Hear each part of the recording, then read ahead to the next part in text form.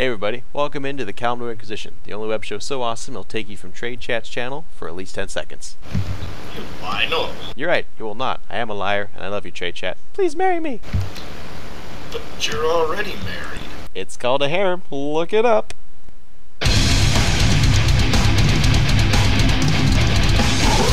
Good evening, I'm Jared. I'm Mark. And I'm joined in studio by my good friend Guinness. And I'm joined by my good friend, Deschutes Brewery's Black Butte Porter. Wow, listen to that plug. You'd think they were paying you. Alright, so, getting right into it tonight. Big gaming news for the week. StarCraft 2's expansion launched, Heart of the Swarm, the continuation on to the Wings of Liberty storyline. That was a Jim Raynor themed game, and this expansion is all about Sarah Kerrigan and her boobs. I mean her Zerg powers. Anyway, moving on with this, it pretty much picks up right where it left off. We see Kerrigan with Valerian Minx and Jim Raynor on an isolated planet. Valerian Minx is running tests on Kerrigan, trying to make sure she's trustworthy and can be integrated back into society in some manner. God knows how this is going to happen because the whole world wants her head on a silver platter. I'm not quite certain why, but they want it. Anyway, with this storyline, we see lots of amazing Blizzard storytelling going on all over the place. Lots of cool cinematics, lots of voice acting everywhere, and all in all, the campaign mode has been pretty fun so far. And I would love to tell you that I only played the campaign for a few seconds and went straight into PvP and learned all the new units and could just rattle them off to you and give you great overviews. But then I'd be a filthy liar because I did not do that. I wanted to do it, but I just got sucked into the campaign. Just cinematics, awesomeness everywhere. The missions themselves are fun, challenging.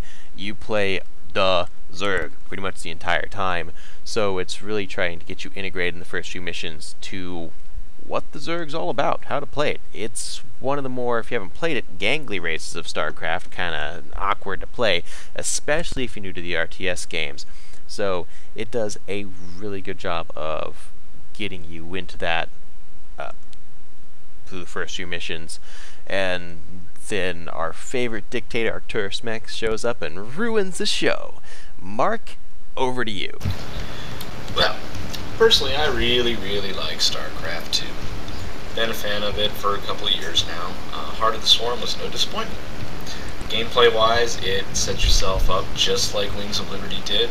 First couple missions gives you familiar with gameplay. The next ones get you more familiar. Next ones you get your ship, and it gets you on your way to travel other planets. This time, though, you are seeing it through the eyes of Sarah Kerrigan, and you're on a ship, a big giant bug. Not really sure what it's called, or what it is, but it's a big giant bug. She can travel between planets, and that's kind of your quest hub where you can get all of your missions, do all your upgrades. Really neat setting. They did the same type of format in Wings of Liberty, so this one worked out pretty well. Zerg play. As a Zerg player for PvP, also just like Jared, I haven't jumped into PvP yet, but you know, I do plan on very shortly. I'm about halfway through the campaign. This really would get anyone who's interested in playing the Zerg a good handle on each Zerg unit and what they can and cannot do. I'm assuming that not all Zerg units are available to you in PvP as they were in the campaign. Then if you play Wings of Liberty, you got all these great units in the campaign and you could use most of them in PvP. Some of your favorite ones, of course, they took away. Too overpowered. Took my Warhound. Anyway, they did. They took your Warhound. And for our twos team, that really hurt us a lot. Trust me, bronze for life. Anyway, folks, moving on to back to the gameplay of StarCraft 2. I really enjoyed it. I can't wait to get back to it. So let's continue on this commentary. Back to you, Jared. Alright, other than that, launching in the world of games and Blizzard in general, 5.2 came out last week. Of course, the first major content patch. Can we call it that now? I don't know what patch to call it anymore. It's like there's content patches, then not content patches, but there's still kind of a content patch. Whatever. Anyway. It's a content patch. The first major patch of 5.2? No, not 5.2. Mr. Pandaria. That was 5.2. launched. Brought through a lot of neat things. Zandalari Trolls, Mogu, Blood Elves. What more could you want? Really, the most exciting thing to me was to see the continuation, probably the finishing of the Zandalari Troll line. It's something that was started in Cataclysm and never finished, and it's nice to see it finally completed. I was a big fan of the storytelling they did do in Cataclysm on Zandalari Trolls. I really wanted more, but it was just kind of bloop, here's 2 5-mans, and bloop, we're gone. So this really ties it all together and brings it back around into a nice, neat package. In addition, also, the Mogu are here in full force. The Thunder King is back, the main antagonist of this expansion. 13 boss raid, looks fantastic, and it should be a lot of fun once I finally get off my butt and really dig into it. And other than that, the Blood Elves, as I said, for if you're Horde, and that's all I've tried out so far. See the orc? That's an orc jumping in front of you. Yep, that's an orc. That's not a human. So pretty much the Horde's all I've tried out. And yeah, the Blood Elf storyline, I'm loving it. I like that they've done something with them. I like that they're finally doing good things with the Blood Elves. They're not just a Fabio supermodel character that's kind of a semi-joke and it's just the pretty race. For the Horde, they actually have a storyline, and it's just great. They're showing that, hey, this is the badass race we had in Warcraft 3, and we're here to stay. Mark, your thoughts? I agree with you on the Blood Elves there. I started playing WoW as a Blood Elf, then I went Panda. Go me.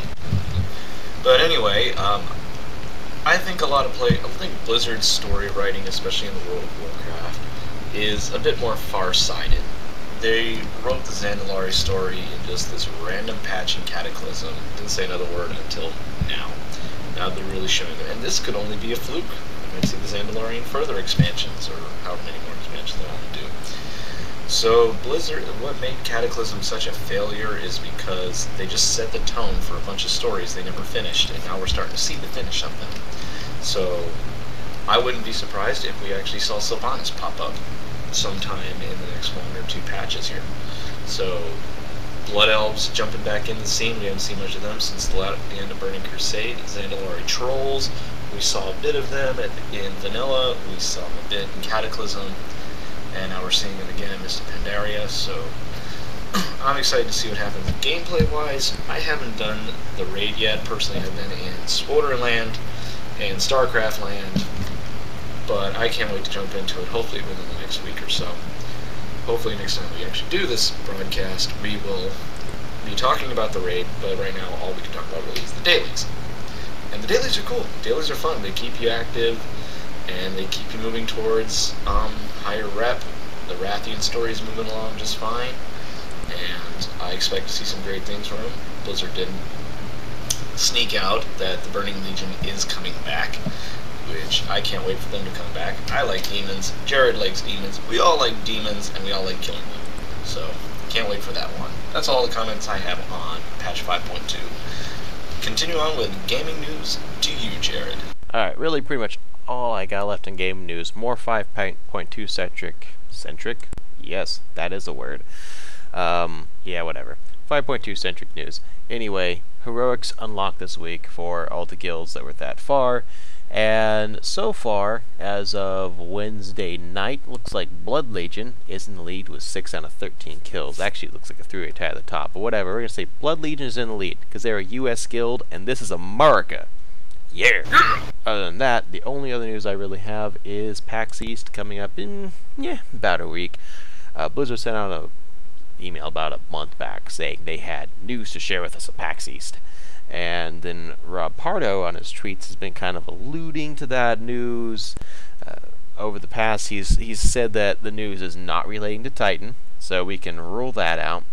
Other than that, as far as news to speculate on, I'm trying to speculate on what they're actually going to announce. My gut feeling is either going to be something relating to Diablo 3. Diablo 3 has been, it was just kind of released, and they've tried to do some stuff to, get it out in the bad light that really came with it on its release. But, I don't know if anything's really been as effective as they want it to, so I'm really looking for some big Diablo 3 news, maybe something to do with PvP in the game. We've asked for it forever, so God, it'd be nice for them to actually give it to us. It's been promised forever, and it's gone the way of the dance studio so far. Who remembers the dance studio? Anybody remember the dance studio? I remember the dance studio. Yep, I'm still not dancing like Napoleon Dynamite. Nope. And that's about all I can think of other than Blizzard All-Stars. Last we heard of Blizzard All-Stars, or Blizzard Dota, whatever the heck you want to call it, it was slated to be soonish. And that was beginning of this year.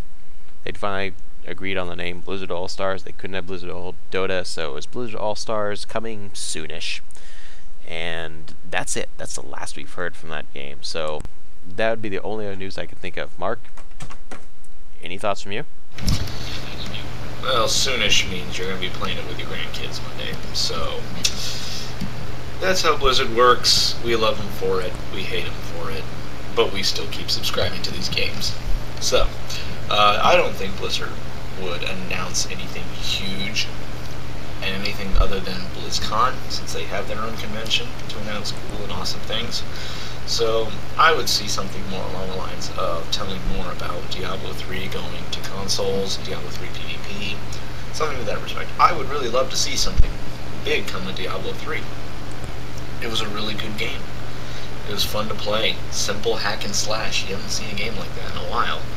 And Diablo 3 is a great storyline, and that's what Blizzard does best. Great stories. So I would love to see them do more with their gameplay in Diablo 3. That's about all the thinking I could possibly have on what they could announce. They said no to the Titan project at this announcement, so you never know. Anything could happen, but I would not hold my breath for anything major. Maybe, just a thought. Newsflash. Titan isn't an MMO. It's actually the dance studio. And the Titans aren't the Titans. They're actually Patrick Swayze. All of them. Pretty sure that's what it is. So, yeah, stay tuned for that at PAX East next week. And when that comes true, someone gets to buy me a donut. I want a donut. Is there a donut around here? No? Damn it. Alright. Other than that, that's it. I'm done. I'd love to tell you that we dived into the Swoter patch that was released 2 or 3 weeks ago. We were all into that, but nope, we have Toon ADD and can't stop making new ones, so that didn't happen. So, on that note, we're going to leave you now. If you have any questions for next week, we'll be happy to answer them on this show. You can hit us up on Twitter, Facebook, and the email for Resorka Productions. All of them are linked in this video. And other than that, Mark, you can move back into the camera anytime and wave goodbye at these nice folks, because I'm out. But they're going to yell at me. Oh, all right. Good night, everyone. Have a good evening. Time to jump!